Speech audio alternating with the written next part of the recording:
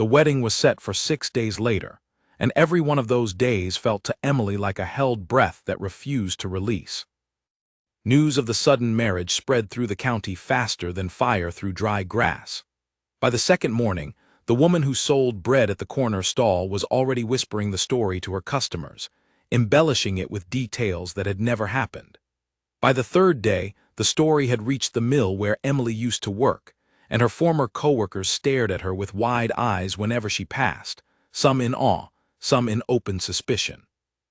A duke, the coldest and most guarded nobleman in the region, was marrying a mill worker with no family name, no dowry, and no known connection to nobility. It was the kind of story people repeated at dinner tables for weeks, shaping it however suited their imagination. Emily heard almost none of the details directly, because she was rarely allowed to leave the small cottage anymore. 2 guards, sent by Alexander, stood watch near the gate day and night, a precaution he explained only briefly. "Mr. Whitmore does not take losing gracefully," he told her during his one visit that week, standing stiffly in her mother's small parlor as though unsure how to occupy a space so different from his own grand halls. "Until the marriage is final and the debt is legally settled beyond question, I will not risk anyone reaching you or your mother." "Reaching us how?" Emily asked, alarmed. "Men like Whitmore do not simply accept defeat," Alexander said. "They look for other ways to collect what they believe they are owed. I would rather you be irritated by guards at your gate than sorry for their absence." It was the first time Emily saw a flicker of something protective in him, something that did not fit the image of a man arranging a marriage purely to settle an old family obligation. She filed the observation away, one more piece in a puzzle she was determined to solve, even as she busied herself preparing for a wedding that felt more like walking toward an unknown cliff edge than any dream she had once imagined for herself as a girl. Her mother, despite her illness, insisted on helping alter an old dress that had belonged to Emily's grandmother, her hands trembling as she worked the needle by candlelight. "You do not have to pretend to be happy in front of me," Margaret said one evening, not looking up from her stitching. "I know this is not the wedding you dreamed of as a little girl." "I am not unhappy," Emily said, though the words came out uncertain even to her own ears. "I am frightened. There is a difference." "Frightened of him?" Emily considered the question carefully. "Frightened of not understanding him. He looks at me sometimes as though I remind him of something painful. Other times he looks at me as though I am a stranger he is obligated to protect. I cannot tell which version of him I am marrying." Margaret set down her needle and took her daughter's hand, her grip weaker than it used to be but still full of quiet certainty. "Then you will learn him, the way any 2 people learn each other, one honest conversation at a time. Do not let fear decide what kind of marriage this becomes before it has even begun." Emily held onto those words in the days that followed, especially on the morning of the wedding itself, when she stood in a small dressing room inside the Ashford Estate Chapel, surrounded by unfamiliar servants fastening buttons and pinning her hair with practiced, impersonal hands. None of them spoke to her beyond brief instructions. None of them smiled. She felt in that moment less like a bride and more like a piece being placed carefully into position for a ceremony that had nothing to do with her own wishes. The chapel itself was smaller than she expected, though still grander than anything Emily had ever stood inside. Stone arches rose high above rows of polished pews, and pale morning light filtered through stained glass windows, scattering soft colors across the floor. The rows were filled with unfamiliar faces, some curious, many openly disapproving.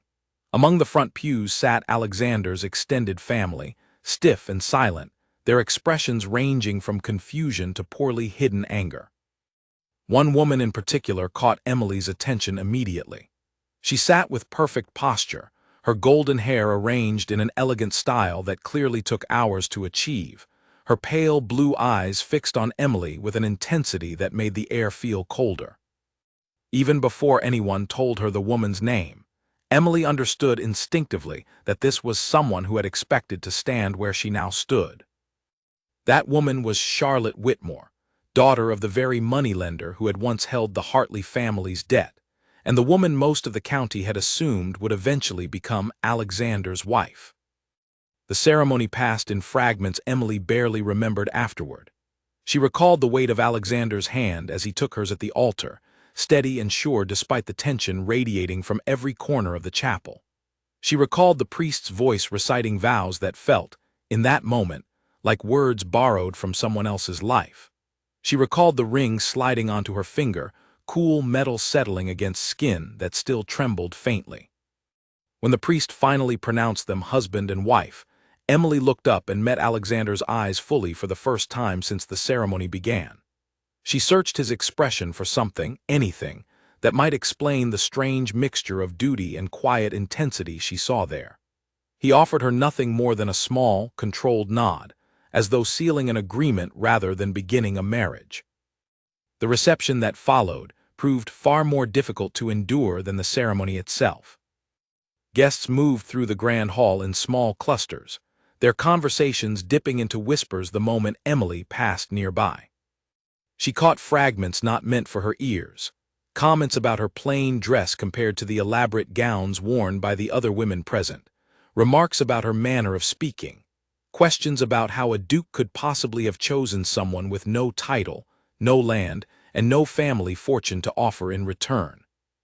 The household staff, moving efficiently through the crowd with trays of refreshments, watched her with expressions caught somewhere between pity and suspicion, clearly unsure whether to treat her as their new mistress, or as an outsider who had stumbled uninvited into a world far beyond her own.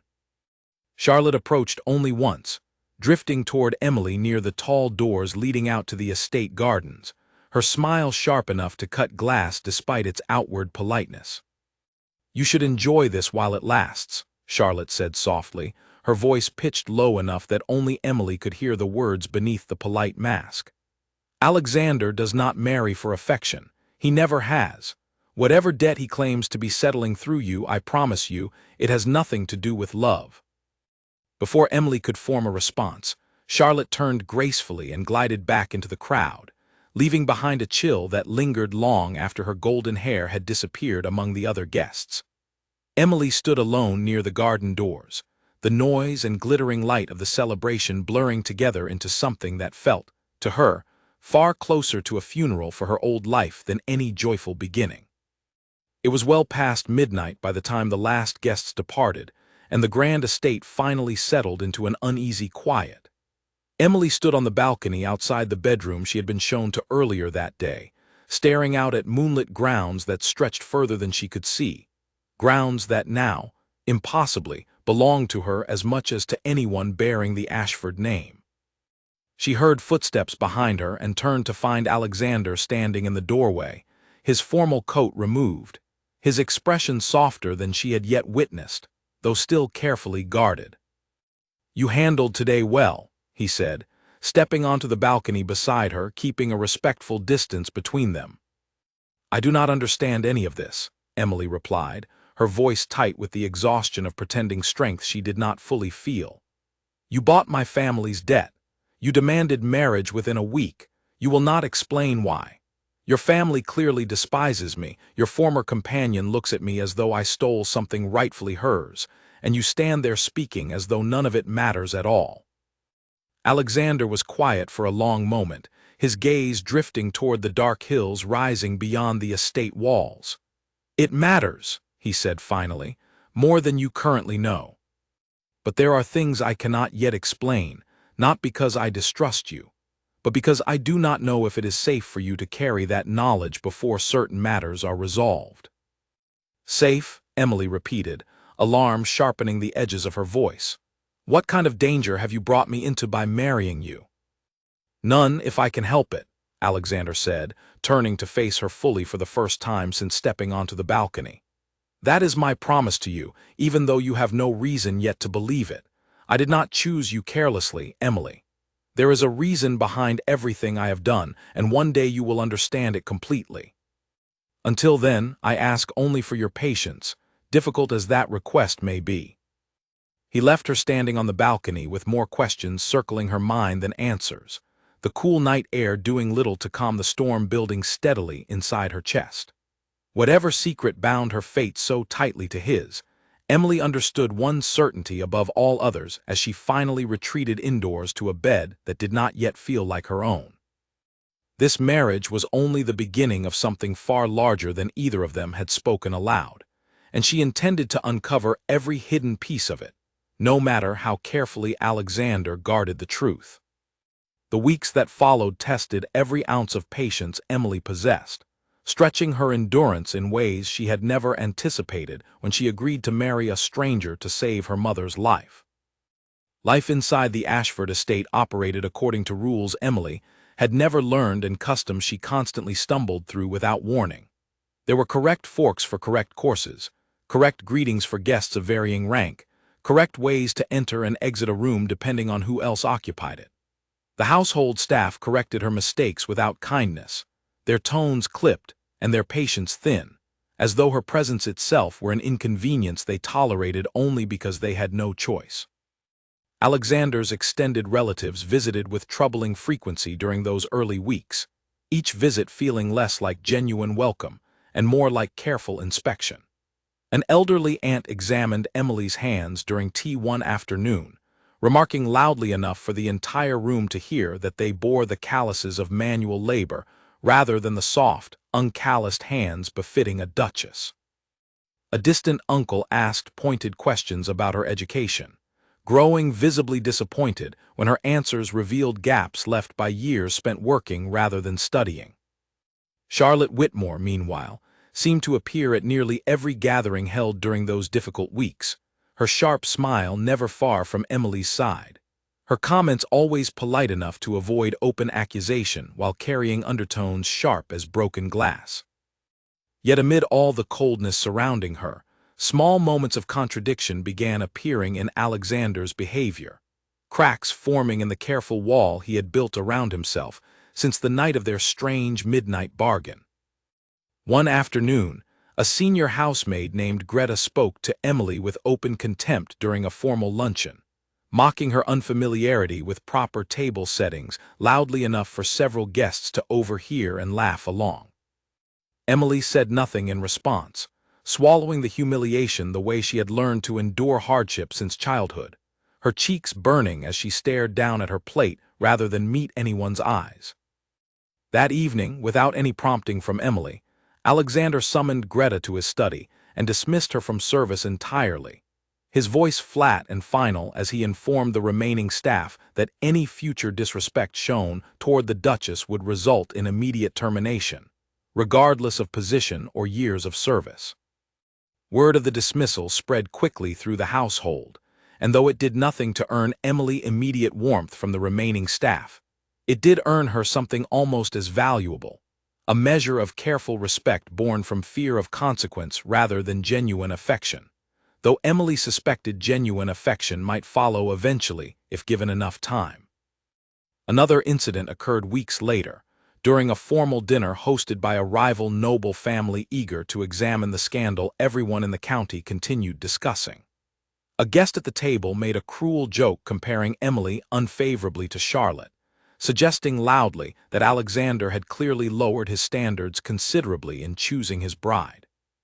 Laughter rippled around the table before Emily could even process the insult fully. Before she could formulate any response of her own, Alexander's voice cut through the room, sharp and commanding in a way Emily had not yet heard him use. "My wife's worth is not measured by comparisons offered from guests too ignorant to recognize genuine character when it sits directly across the table from them," he said, his tone leaving no room for further discussion. The laughter died instantly, replaced by uncomfortable silence, and the guest who had made the joke stammered a hasty, red-faced apology before the conversation moved quickly toward safer subjects. These moments confused Emily more than they comforted her, each one chipping away at her initial assumption that she had married a man motivated purely by cold obligation. A man who claimed complete indifference did not defend a stranger so fiercely, not once but repeatedly, without any apparent benefit to himself, beyond the discomfort of drawing further attention to their already scandalous union. A man who saw their marriage as nothing more than duty did not watch her from across crowded rooms the way Alexander sometimes did. His expression carefully controlled, but his attention unmistakably fixed on her, as though he were studying something he did not yet fully understand himself. It was during one particularly quiet evening, weeks into their strange marriage, that Emily's understanding of her husband began shifting in a direction she had not anticipated. She had gone searching through the estate's grand library that night, hoping to find a book capable of distracting her restless mind from the isolation weighing on her more heavily with each passing day. The library door stood slightly open when she arrived, a single lamp still burning inside despite the late hour.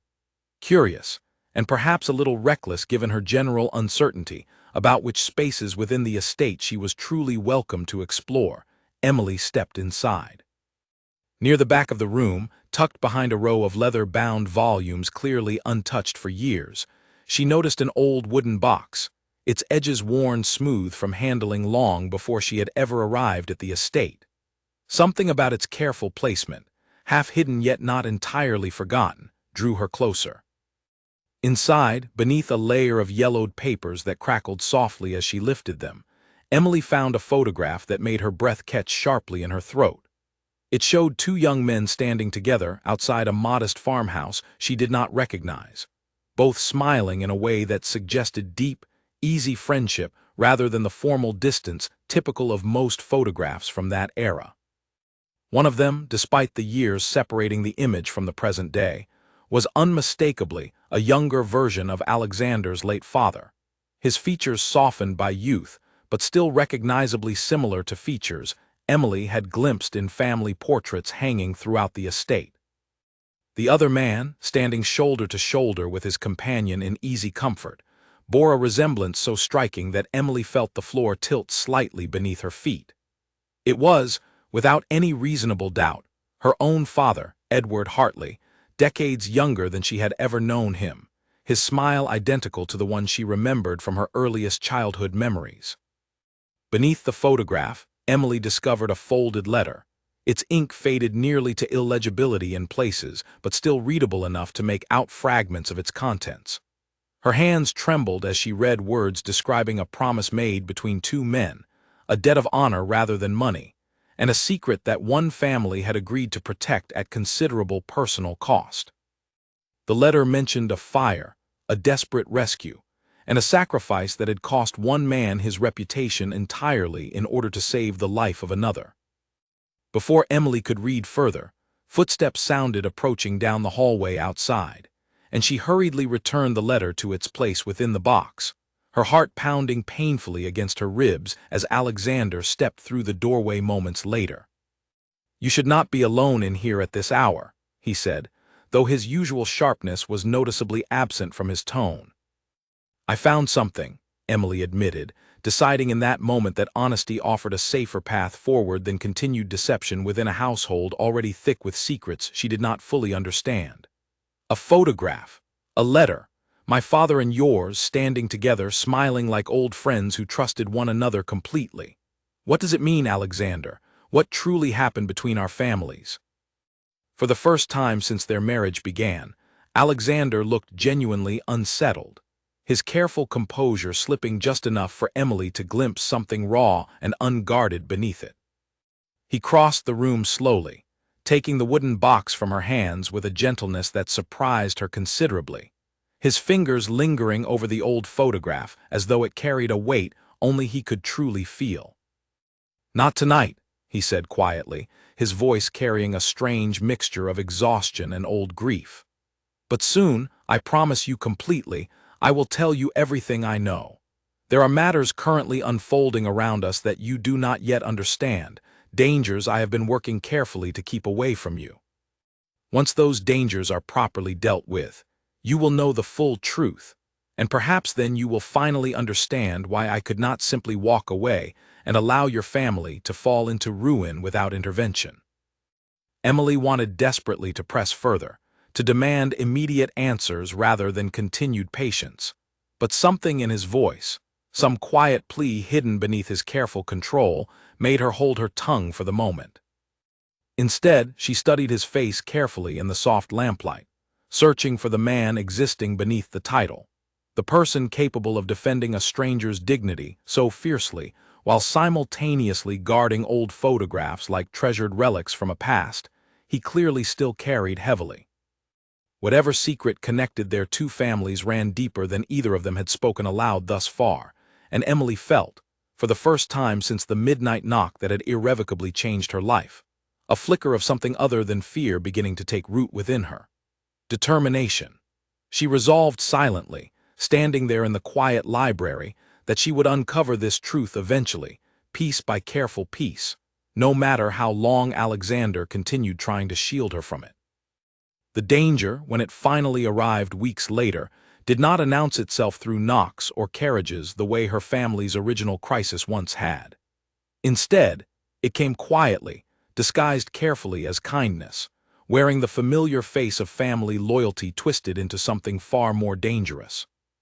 Edmund Ashford, Alexander's cousin, and the man who had long expected to inherit the family title in the continued absence of any direct heir from Alexander's immediate line, had watched the sudden marriage unfold with barely concealed fury simmering beneath his polite exterior. Emily's unexpected arrival threatened everything Edmund had spent considerable years carefully planning and positioning himself for, and he was not a man inclined to let such threats pass without eventual response. Where Alexander remained guarded and controlled in his approach to nearly everything, Edmund proved calculating and infinitely patient, willing to wait as long as necessary for precisely the right moment to strike against the woman he viewed as an unwelcome obstacle standing between himself and everything he believed rightfully belonged to him. That moment arrived when Margaret Hartley's illness worsened unexpectedly during a particularly harsh stretch of winter weather, requiring expensive medicine that Emily arranged, with Alexander's full support and blessing, to have delivered promptly from specialists working within the city. Edmund, exploiting connections he had carefully cultivated within certain members of the household staff over many years of quiet manipulation, intercepted the shipment before it reached its intended destination, and quietly redirected the associated funds, creating a carefully constructed appearance, suggesting that Emily had been secretly stealing considerable sums from the estate's accounts, under the guise of sending money toward her ailing mother's care without her husband's knowledge or approval.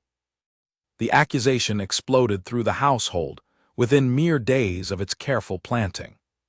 Servants whispered behind closed doors throughout the estate, distant relatives arrived entirely uninvited to witness the unfolding scandal firsthand, and Charlotte, sensing an opportunity too perfect to ignore, fanned the flames with practiced cruelty honed over years of careful social maneuvering, suggesting to anyone within earshot who would listen that Emily had always been nothing more than a calculating schemer, marrying into considerable wealth only to drain it steadily toward her own family's benefit at the estate's expense.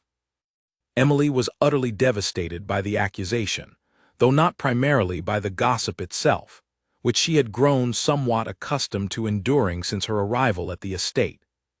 Rather, her devastation stemmed from genuine fear that Alexander himself might come to believe the carefully constructed lie being spread against her. She confronted him directly the moment she learned of the accusation's full scope, refusing to hide or retreat from the situation, laying out every relevant detail concerning the medicine, the payments involved, and the receipts she had carefully preserved despite her still limited understanding of the estate's complex financial systems. Alexander listened without interruption throughout her entire explanation, his expression remaining largely unreadable until she finally finished speaking. Then, to her considerable surprise and relief, he reached across the space separating them and took her hand firmly within his own, his grip both reassuring and unwavering. "I do not believe a single word of these accusations," he said simply, his voice carrying absolute conviction. "I have watched you closely since the very day you first arrived at this estate, Emily. You have never taken anything that was not freely offered to you, not even comfort you deserved but hesitated to accept. Someone is deliberately trying to destroy what we have carefully built together these past months, and I fully intend to discover exactly who bears responsibility for this scheme." Together, working carefully and methodically, They began investigating the matter quietly, cross-referencing shipment records against household ledgers, questioning individual staff members privately to avoid alerting whoever was responsible, and gradually piecing together a timeline that slowly but steadily revealed the underlying truth behind the fabricated accusation. It was ultimately a young, stable Hand, frightened and increasingly guilt-ridden over his unwilling involvement in the scheme, who finally confessed under gentle but persistent questioning from Alexander that Edmund had paid him a considerable sum to alter the delivery records and spread carefully constructed false information among the remaining household staff, all designed specifically to implicate Emily in financial wrongdoing she had never actually committed. When directly confronted with this evidence before several witnesses, Edmund did not bother denying his actions, his carefully maintained composure finally cracking entirely into open, bitter resentment that had clearly been building for considerable time.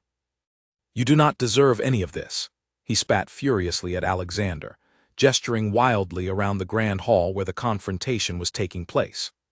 "A title earned through generations of blood and duty, wasted entirely on a marriage to an absolute nobody, while I have waited patiently my entire life for what should rightfully belong to me by every reasonable measure. The title was never yours to claim through schemes and carefully constructed lies," Alexander replied coldly, his voice carrying a finality that left no room for further argument or negotiation. "Whatever grievance you have carried against me all these years, you will not use my wife as a weapon in your continued campaign against my position." Edmund was subsequently stripped entirely of his position within the estate's operations, and quietly removed from any future claim whatsoever to the family name or title, his reputation among the wider nobility crumbling rapidly as word of his elaborate deception spread through social circles that had once welcomed him readily. Charlotte, sensing the rapidly shifting tide of public opinion against those associated with the scandal, retreated from the estate entirely within days, her own schemes now thoroughly exposed alongside Edmund's, leaving Emily finally free from the persistent shadows that had followed her relentlessly since the very day of her unexpected wedding. But even as this immediate threat passed and life within the estate gradually returned to a calmer rhythm, Emily could not bring herself to ignore the deeper truth still waiting patiently to be fully uncovered. The photograph, the letter, the promise apparently made between two families bound together by something far older and more significant than jealousy or simple greed. She looked carefully at Alexander, standing tall and resolute after defending her so fiercely against Edmund's elaborate scheme, and she knew with absolute certainty that the time for continued secrecy had finally come to an end. "You promised me the truth," she said quietly, once the household had fully settled and the immediate danger had properly passed. "I believe it is well past time you finally kept that particular promise." Alexander nodded slowly, his expression carrying visible relief rather than reluctance, before leading her carefully back toward the library where the old wooden box still waited patiently, its long-buried secrets finally ready to be spoken aloud after so many years of careful concealment. He told her everything that night, seated across from her in the warm, quiet glow cast by the library's lamps, his voice steady, but carrying a considerable weight of years long buried beneath careful silence. Her father, Edward Hartley, had once worked closely alongside Alexander's own father as a young man, long before either family had achieved anything resembling their current elevated standing within society. They had been genuinely close friends during those early years, bound tightly together by shared hardship and deep mutual respect, until a devastating fire broke out one bitter winter night at the Ashford family's original, more modest estate, trapping Alexander's father inside a rapidly collapsing structure with seemingly no possible means of escape. Edward Hartley had rushed directly into the dangerous flames without a moment's hesitation, successfully pulling his trapped friend to safety at considerable personal cost to himself. The fire had left him with lasting injuries that plagued him steadily for years afterward, and in the confused chaos that followed the incident, false accusations had unfortunately arisen blaming Edward directly for having started the fire himself. accusations deliberately spread by business rivals, seeking to damage the growing Ashford family's reputation through careful association with scandal. Rather than allow these damaging lies to destroy his dear friend's good name entirely, Alexander's father had made a solemn promise that fateful night, one he carried faithfully until his final days on earth. If the Hartley family ever fell into genuine hardship of any kind, the Ashfords would fully repay this profound debt of sacrifice, regardless of whatever cost or circumstance such repayment might eventually require. When Alexander first discovered the true depth of Emily's family's financial ruin, he immediately recognized the situation as the long-awaited fulfillment of a promise made decades before his own birth. A promise inherited through carefully preserved letters and personal journals left behind by his late father. Marriage had seemed, upon careful reflection, the only truly effective way to protect both Emily and her mother fully, shielding them completely from further scandal, while ensuring they would never again face the desperate threat of losing absolutely everything they possessed. "I did not initially expect to feel anything beyond simple duty," Alexander admitted quietly, his eyes finally softening completely as he looked directly at her across the small space separating them. But somewhere between that first strange wedding day and tonight, duty gradually became something else entirely different. "I did not plan or intend to fall in love with you, Emily, yet here I find myself, genuinely unable to imagine any future version of this life without you present within it." Emily felt years of accumulated fear, confusion, and persistent uncertainty finally begin dissolving into something considerably warmer, something she had not previously allowed herself to hope for since that fateful midnight knock had first irrevocably changed everything about her circumstances. She reached across the remaining space between them, taking his hand as she had once feared doing, finally understanding completely that the shocking demand which had once scandalized an entire town had never truly been about mere debt or cold duty alone. It had been, all along, the quiet unfolding of a solemn promise, and somewhere along that difficult journey, it had genuinely become love. News of Edmund's complete disgrace, and the full truth behind Emily's unusual marriage, spread steadily through the county with roughly the same speed as the original scandal had once traveled. But this time, the accompanying whispers carried genuine admiration rather than harsh judgment. The Duke, once widely considered cold and entirely unreachable by county standards, had proven himself throughout this ordeal to be a man of genuine honor and quiet devotion, while Emily, once dismissed casually as merely a penniless outsider, had steadily earned the respect of an entire household through consistent patience and unshaken personal dignity. At the grand estate ball subsequently held in celebration of the family's fully restored reputation, Alexander stood confidently before the very same crowd who had once openly mocked their sudden and unexpected union, and without any visible hesitation whatsoever, he raised his voice clearly for everyone present to hear. "Many of you believed I married for duty alone," he announced firmly, his hand resting gently but visibly over Emily's own hand. "You were entirely wrong in that assumption. I married the remarkable woman who taught me that duty and genuine love are not always separate, distinct paths, but can instead become one single, unified journey. Emily Ashford is not merely my wife because of some old debt finally repaid.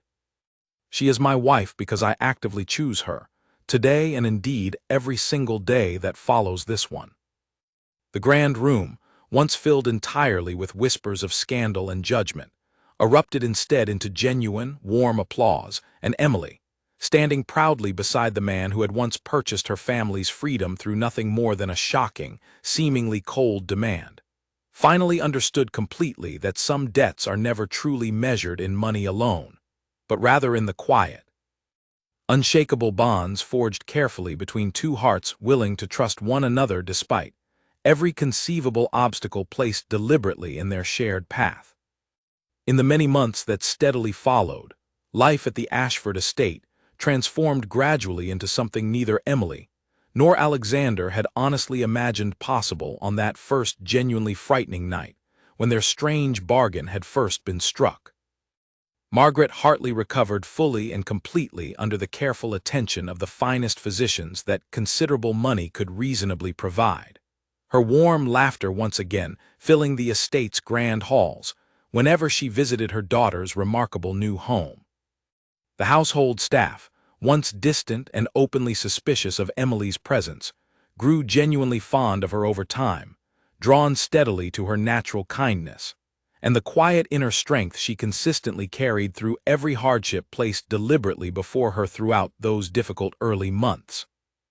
Alexander himself, once widely known throughout the county for his icy personal reserve, softened considerably in ways that genuinely surprised even his closest remaining relatives. His carefully guarded expressions replaced far more frequently by genuine warmth whenever Emily happened to enter any room he currently occupied.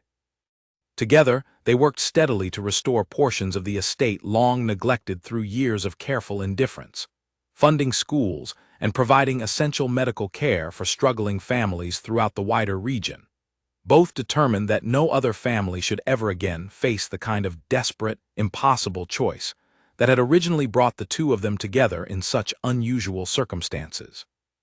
Charlotte Whitmore eventually departed the county entirely, seeking a genuinely fresh start far removed from the considerable scandal that had thoroughly unraveled her carefully constructed ambitions, while Edmund, now permanently stripped of any remaining inheritance claims, gradually faded into relative obscurity, his name rarely spoken again within the very family he had once tried so persistently and unsuccessfully to control entirely for his own personal benefit.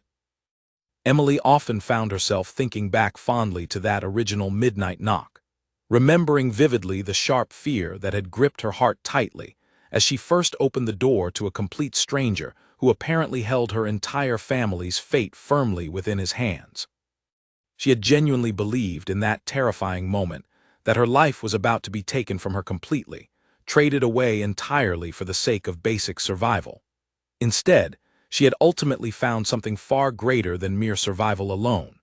She had found a devoted partner willing to fight steadily beside her, a genuine family built not on simple obligation alone, but on authentic devotion earned patiently through honesty, considerable patience, and remarkable courage. The shocking demand that had once scandalized an entire town, the marriage originally born from debt and cold duty, had ultimately become, in the end, a genuine love story that absolutely no one had dared predict at the outset, least of all the two people who had actually lived through every difficult moment of it together. And as the years steadily passed, whenever new visitors arriving at the estate inevitably asked how the Duke and his Duchess had originally come to find each other, Alexander would simply smile warmly, his eyes finding Emily's own gaze across whatever room they currently occupied, and say quietly that some debts are genuinely worth every sacrifice required, especially when they ultimately lead you home to the one person who was truly always meant to walk steadily beside you.